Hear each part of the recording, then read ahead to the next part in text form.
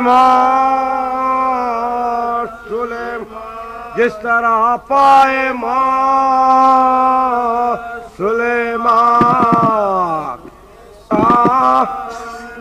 ہر دم سکینہ لاتی تھی تسکین کے واسطے خالی کٹورے اکبرے، نہ خالی کٹورے اصغرے،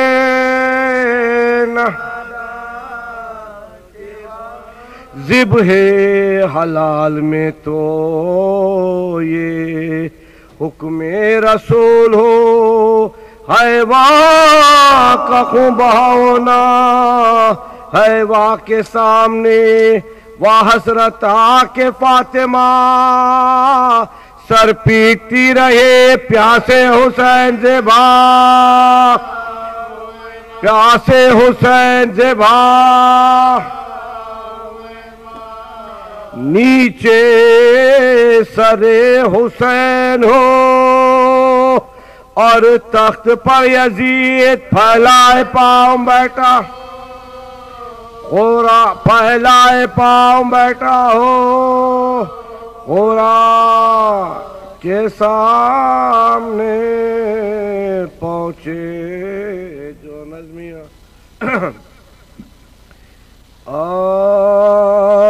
جب خاتمہ بخیر ہوا فوج شاہ کا، کوثر پہ قافلہ گیا پیاسی سپاہ کا، گھر لٹ گیا جناب رسالت پناہ کا، خاک اڑائی تھی یہ تھا بارگاہ، خاک اڑائی تھی یہ تھا بارگاہ، بھائی تھے نا رفیق نا نور عین تھے، دو بہنیں رونے والی تھی، دو بہنیں رونے فرماتے تھے کہ واہ یہ تاخیر ہے اجل، اکبر کے بعد کون سا تھا عزیز کا محل، اب مجھ کو ایک برس کے برابر ہے ایک پل، موتار اب یہ ہے شجر زندگی کا پھل، ایک جا چھری گلے پر جو چلتی تو خوب تھا، یہ جان ان کے ساتھ نکال، یہ جان ان کے ساتھ، ہم سب کے بعد خلق سے جانے کو رہ گئے، سر پیٹنے کو اشک بہانے کو رہ گئے، اس نوجوان کا داغ اٹھانے کو رہ گئے، پیری میں ٹھوکرے کھانے کو رہ گئے، بیٹا کہاں قبر جو دم انتقال، اتنا نہیں کوئی کے گر، اتنا نہیں کوئی کے چلایا فوج کو پھسرے ساد نابکار، لوگ گھیر لو حسین کو سب مل کے ایک بار، پلٹے پڑے سواروں کے لے کر رسالہ دار، دو غول باندھے آئے کھمادار 10,000، تیر افغانوں میں تیغوں میں بھالوں میں گر گئے، بےکس حسین بخشیو، بےکس حسین بخشیو، بےکس حسین، فضا نے جا کے خیمے میں بیووں کو دی خبر، ہے میرے قزادے کا کٹا ہے تن سے سر، بستر سے اٹھ کے گر پڑے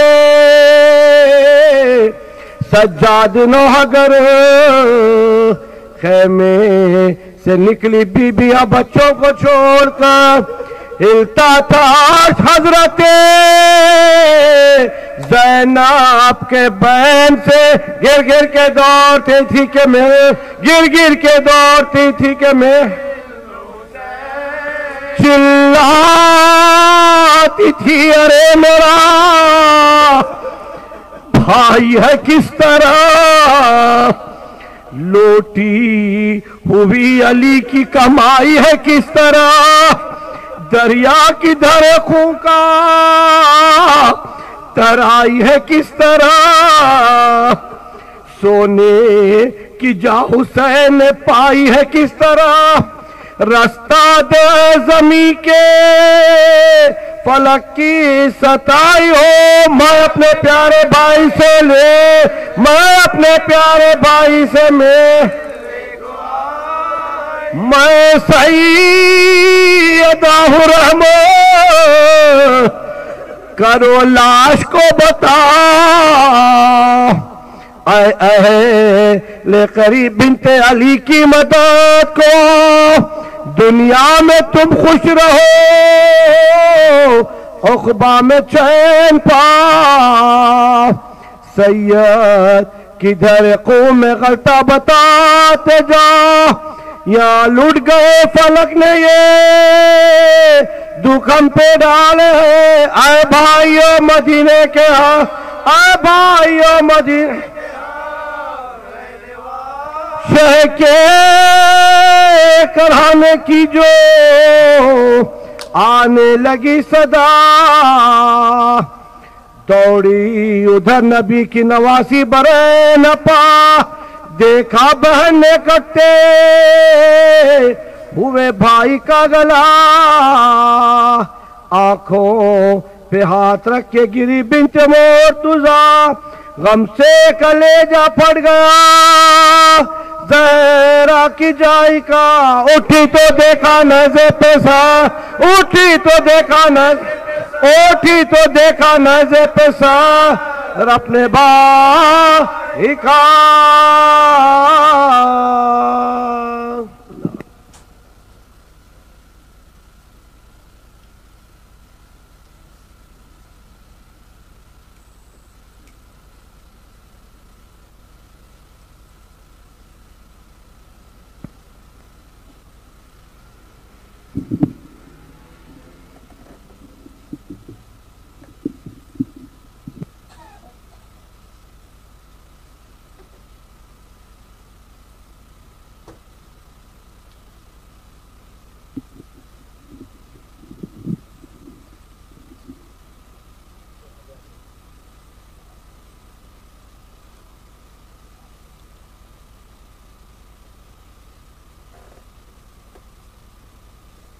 انا للہ و انا الیہ راجعون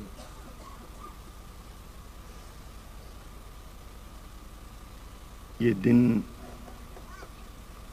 اور یہ ساعت ضروری نہیں ہے کہ میں آپ کے سامنے کچھ مصائب بیان کروں. اپنے ذہن کو کربلا تک لے جائیے تو آنسو خود بخود امنڈ کر آئیں گے. عصر عاشور قریب ہے. نہیں معلوم کس شہید کا ذکر کریں. ان محمد کے لاشیں خیمے میں آ چکے ہیں. قاسم زندگی میں پامال ہو چکے. حسین نوجوان بیٹے کے لاشے کو خیام اہل بیت تک لے آئے. کوئی پیاسا تھا جو دریا تک جا کر بھی پیاسا ہی لوٹ آیا، مگر اس کے شانے قطع کر دیے گئے. اب جب کوئی باقی نہ رہا تو حسین نے آواز استغاثہ بلند کی کہ حل من ناصر ینصرنا. اس آواز پر علی اصغر نے اپنے آپ کو جھولے سے گرایا،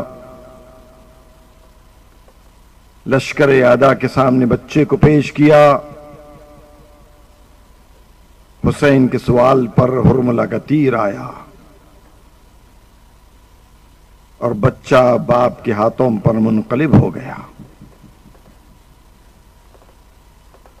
عزیزان گرامی، غربت اپنی منزل پر باقی ہے۔ چاہے حسین نے عزیزوں کی لاشیں اٹھائے، دوستوں کی لاشیں اٹھائے، لیکن ہر لمحہ حسین کی غربت عیاں رہی۔ ایک ذکر کروں پھر ربط شہادت ہو۔ عاشور کا دن آغاز ہو چکا تھا۔ کربلا کے میدان میں ایک کے بعد ایک قربانیوں کا سلسلہ جاری تھا۔ میدان سے آواز آتی، حسین پہنچتے، عباس پہنچتے، لاشیں کو لا کر بیویوں کے حوالے کیا جاتا، بیویاں مرنے والے کا ماتم کرتی اور وارثوں کو پرسہ دیا جاتا۔ ابھی کسی کا ماتم ہوتا ہی رہتا، معلوم ہوتا کہ دوسرا شہید جانے کے لیے تیار ہو چکا ہے۔ کبھی کسی بھائی کا ماتم ہو رہا ہے، کسی کا بیٹا رخصت آخر کے لیے بیویوں سے رخصت مانگتا ہے۔ یہ مناظر صبح سے لے کر قریب عصر تک جاری رہے۔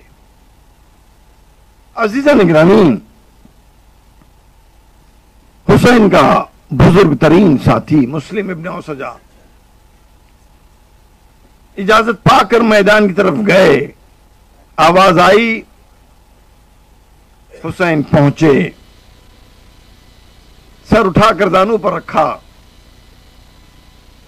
تو روایت بتاتی ہے کہ اس وقت جناب عباس بھی ہیں، علی اکبر بھی ہیں، حسین کے دوست حبیب ابن مظاہر بھی ہیں، اور حبیب اور مسلم کی پرانی دوستی بھی تھی۔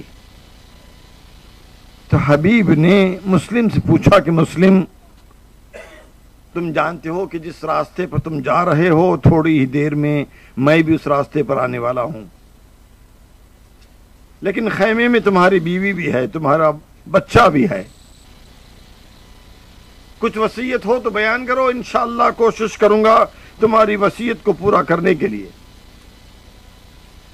مسلم نے پوری طاقت سے دامن حسین کو دانتوں سے تھاما اور کہا، یا حبیب اوسی کا بہذا الغریب، حبیب وصیت تو ہے مگر بیوی کے لیے نہیں ہے، بچے کے لیے نہیں ہے، اس غریب کے لیے وصیت ہے کہ جب تک تم زندہ رہو اس پر آنچ نہ آنے پائے۔ یہ ہے محبت حسین۔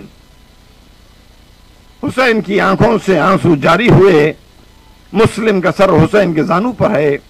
حسین نے دیکھا کہ خیام حسینی سے ایک چھوٹا سا بچہ نکل کر لشکر یزید کی طرف جا رہا ہے۔ حکم دیا کہ حبیب معلوم کرو کہ کون ہے، کس کا بچہ ہے اور کہاں سے نکل کر کہاں کی طرف جا رہا ہے۔ حبیب پہنچے، بچے کو گود میں اٹھایا، حسین کے سامنے پیش کیا تو امام نے پوچھا، شہزادے کہاں جانے کا ارادہ ہے؟ بچے نے جواب دیا کہ مولا آپ پر سے اپنی جان قربان کرنے جا رہا ہوں۔ یہ ہے غربت حسین کی منزل۔ ساقی کوثر کا بیٹا آج اس عالم غربت میں ہے کہ چھوٹے چھوٹے بچے کہہ رہے ہیں کہ ہم اپنی جان آپ پر سے قربان کرنے جا رہے ہیں۔ حسین نے پلٹ کر پوچھا، اتنا بتا دو کہ تم کس کے بیٹے ہو؟ بچے نے جواب دیا، جس کا لاش آپ کی گود میں ہے میں اسی کا بیٹا ہوں۔ حسین نے کہا کہ تمہاری ماں کے لیے تمہارے باپ کا غم بہت زیادہ ہے، تم خیمے میں واپس چلے جاؤ۔ ایک مرتبہ خیمے سے آواز آئی، مولا بیوہ کا تحفہ ہے، اسے قبول کیجئے۔ یہ ہے دوستوں کا عالم، یہ ہے عزیزوں کا عالم۔ لیکن ساری قربانیوں کو پیش کرنے کے بعد عصر عاشور کے قریب جب کوئی باقی نہ رہا، اور حسین 6 مہینے کے بچے کی مزار بھی بنا چکے، تو رخصت آخر کے لیے حسین خیمے میں آئے، بہن کو ساتھ لیا، بیمار بیٹے کے سرہانے پہنچے، غص سے چونکایا۔ بیٹے نے باپ کو اس منظر میں دیکھا کہ سر سے لے کر پیروں تک تیروں میں ڈوبے ہوئے ہیں۔ سوال کیا کہ بابا جان کیا ٹھہری؟ کہ بیٹا صبح سے جنگ جاری ہے۔ پوچھا این عمی عباس؟ کا شہید ہو گئے۔ این اخی علی اکبر؟ کا شہید ہو گئے۔ جواب کو مختصر کر کے حسین نے کہا کہ یوں سمجھو کہ مرد میں اب تمہارے اور میرے علاوہ کوئی باقی نہیں رہا۔ تو روایت کہتی ہے کہ جملہ سننے کے بعد سید سجاد نے اپنے دونوں کونیوں پر زور دیا تاکہ بستر سے اٹھیں اور بابا کی نصرت کے میدان میں جائیں۔ پوری طاقت لگانے کے بعد بھی سید سجاد بستر سے اٹھ نہیں سکے۔ میں اپنے آپ سے سوال کرتا ہوں، جو سید سجاد عاشور کے دن بستر سے اٹھ نہیں پایا، 11ویں محرم کی صبح کو گلے میں توخ، ہاتھوں میں ہتکڑیاں، پیروں میں بیڑیاں، کیسے سفر کیا ہوگا؟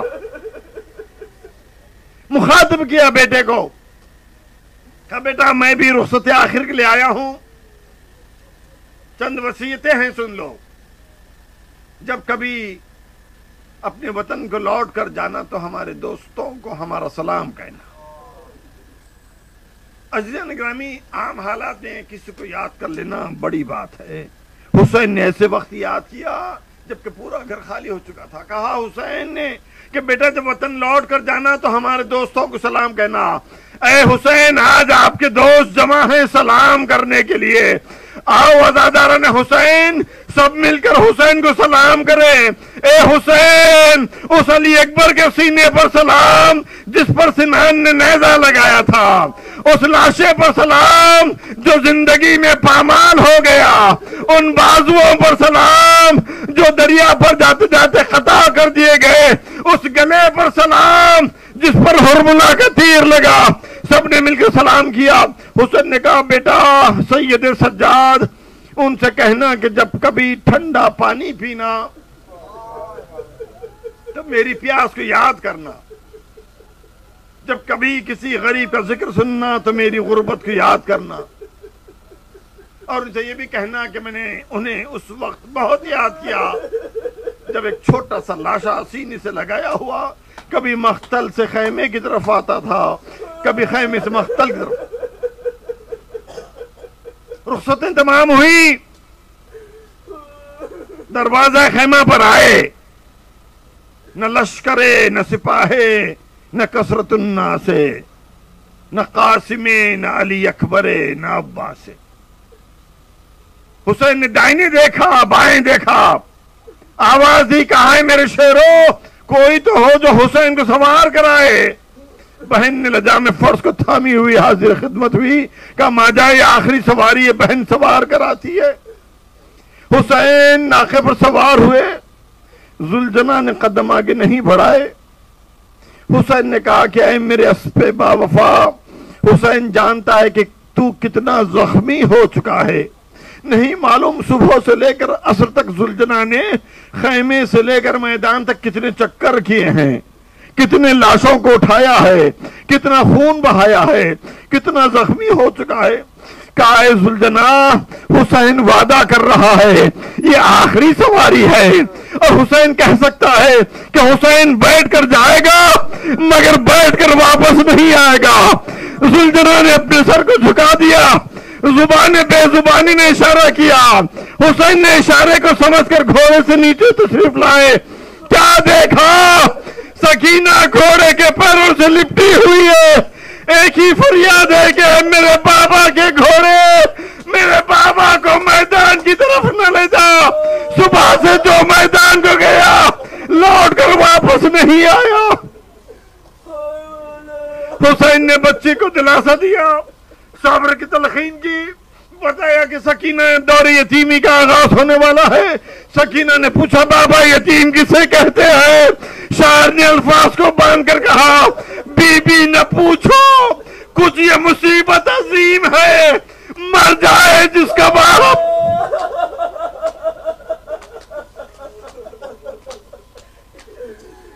مر جائے جس کا باپ وہ بچہ یتیم ہے. ناخے پر سوار ہوئے لشکر اعداء کے سامنے آئے. عمر سعد کو مخاطب ہو کر کہا کہ عمر سعد میں تیرے لشکر کے سپاہیوں سے کچھ کلام کرنا چاہتا ہوں، ان کو خاموش ہونے کا حکم دے دے. اس نے جواب دیا کہ فرزند رسول اتنی 1000 سپاہی ہیں، ان کی ہتھیاروں کی آواز ہے، گھوڑوں کی آواز ہے، اونٹوں کی آواز ہے، یہ ہمارے لیے ناممکن ہے کہ ہم ان ساری آوازوں کو ساکت کر سکیں. انگشت مبارک کو بلند کیا، کربلا کے میدان میں سناٹا چھا گیا. حسین نے کہا ایھا الناس، جو مجھے جانتا ہے وہ جانتا ہے، جو نہیں جانتا ہے پہچان لے. میں محمد کا بیٹا ہوں، میں علی کا بیٹا ہوں، میں فاطمہ کا بیٹا ہوں، میں خدیجۃ الکبریٰ کا بیٹا ہوں، میں مکے کا بیٹا ہوں، میں مدینے کا بیٹا ہوں. قرآن ہمارے گھر میں آیا، وہی ہمارے دروازے پر نازل ہوئی، میرے سر پر رسول خدا کا امامہ ہے. بتاؤ میں نے کسی کا ساتھ کوئی گناہ کیا ہے؟ بتاؤ میں نے کسی حلال کو حرام سے بدل دیا ہے؟ بتاؤ میں نے کسی کا قتل کیا ہے؟ بتاؤ میں نے کسی کا مال لوٹا ہے؟ لشکر سے آواز آئی کہ حسین تمہارے باپ بھی بہت اچھی تقریر کرتے تھے، تم بھی بہت اچھی تقریر کرتے ہو. ہم جانتے ہیں کہ تم نے حرام و حلال کو نہیں بدلا، ہم جانتے ہیں کہ تمہاری گردن پر کسی کا خون نہیں ہے، ہم جانتے ہیں کہ تم نے کسی کا مال نہیں لوٹا. حسین کا دل دیکھو، پلٹ کر سوال کرتے ہیں جب میں نے ایسا کچھ نہیں کیا تو پھر مجھے قتل کیوں کرتے ہو؟ ادھر سے آواز آئی نقاتلوا بغضا بابیک، ہم تمہارے باپ کے بغض کی وجہ سے تم سے قتال کرتے ہیں. کہا اگر مجھے قتل ہی کرنا چاہتے ہو تو مجھے تھوڑا سا پانی پلا دو.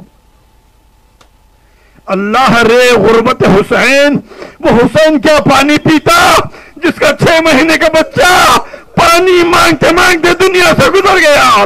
وہ حسین کیا پانی پیتا جس کا جوان بیٹا باپ سے ترستا رہا کہ تھوڑا سا پانی مل جائے. وہ حسین کیا پانی پیتا جس کی 4 سالہ سکینہ خیمے میں آلتش کی آوازیں دے رہی تھی. اتمام حجت کرنا تھا کہ حسین زمین پانی پانی ہو جائے مگر تمہیں پانی نہیں ملے گا جب تک کہ بیعت نہ کرو. کہ اگر قتل ہی کرنا چاہتے ہو، لڑنا چاہتے ہو تو عرب کے طریقے کے مطابق ایک ایک سپاہی کو بھیجو، مقابلہ ہوگا. کہ یہ بات تم نے انصاف کی ہے. ایک ایک سپاہی حسین کے مقابلے پر آتا، حسین کا وار ہوتا، واصل جہنم ہوتا. دوسرا سپاہی آتا، تیسرا آتا. بہت ہی جلدی اس اصول کو توڑا گیا. 10 سپاہیوں کو بھیجا گیا. 100 سپاہیوں کی ٹکڑی آنے لگی. امام نیزے کا سہارا لیے ایک مقام پر کھڑے ہو جاتے، تلوار کا وار چلتا، زمین پر 100 سر نظر آتے. دیکھتے ہی دیکھتے کربلا کے میدان میں سروں کے انبار لگنے لگے، خون کی ندیاں بہنے لگی.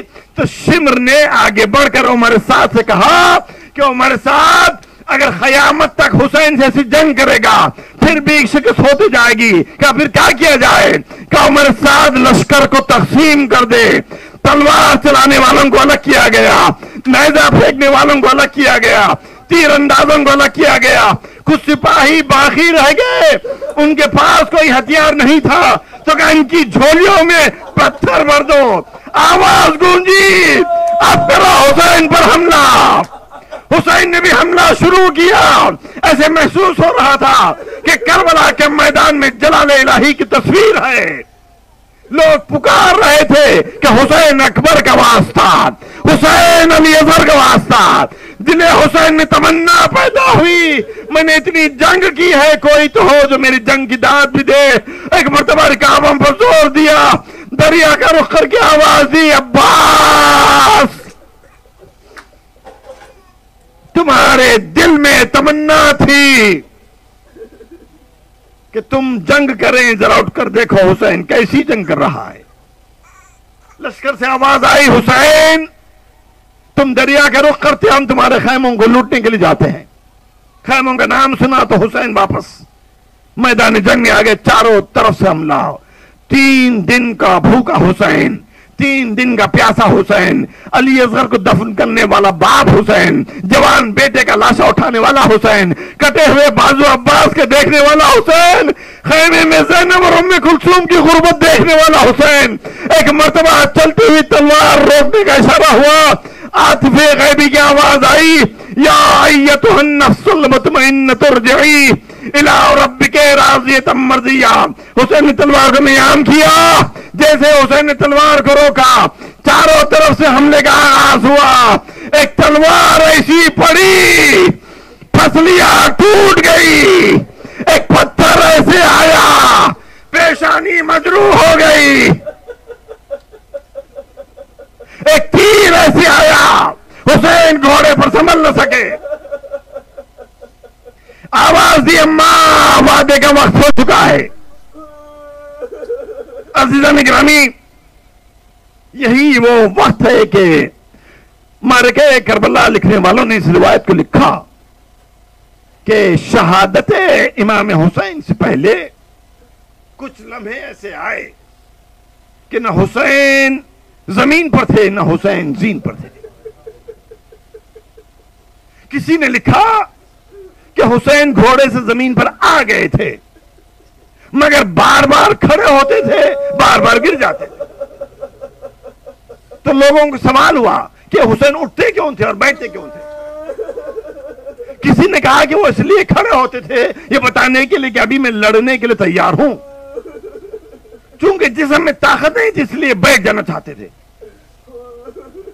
لیکن شیخ جعفر طوسی لکھتے ہیں کہ نہ حسین کا کھڑا ہونا اختیار میں تھا نہ حسین کا بیٹھنا اختیار میں تھا، حسین گھوڑے سے زمین پر آ چکے تھے مگر جسم اقدس میں اتنے تیر پیوست تھے، ایسے عالم میں جب حسین زمین پر آنا چاہتے تھے تیر مار کر سہارا دیتے، اتنی تکلیف ہوتی حسین بے ساختہ کھڑے ہو جاتے، جسم میں طاقت نہیں تھی پھر گرتے پھر تیر سہارا بنتے۔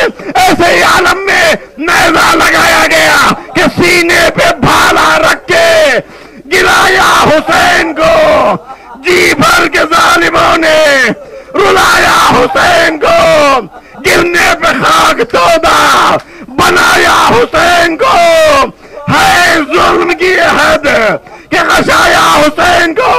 ایک مرتبہ خاک کربلا کو جمع کیا، پیشانی کو جھکایا، آواز دی سبحان ربی الاعلی و بحمدہ، شمر کا خنجر چلا۔ روایت بتاتی ہے کہ 12 ضربتیں شمر نے لگائی سر حسین کو جسم سے جدا کرنے کے لیے۔ پوچھنے والوں نے پوچھا کہ شمر کا خنجر کند تھا، یہ 12 ضربتیں کیوں لگائی گئی؟ امام نے جواب دیا شمر کا خنجر کند نہیں تھا، خنجر چلانا چاہتا تھا، کبھی رسول اللہ کی تصویر نظر آئی خنجر چلانا چاہتا تھا، کبھی فاطمہ زہرا اپنا گلا حلقوم حسین پر رکھ دیتی، آخر میں گلے پر خنجر چلا، زمین کربلا پر زلزلہ محسوس ہوا، فرات کا پانی اچھلنے لگا، منادی کی آواز گونجی قد قتل الحسین قد ذبح الحسین واہ محمدا واہ غربتا پنجتن کا خاتمہ ماتم حسین۔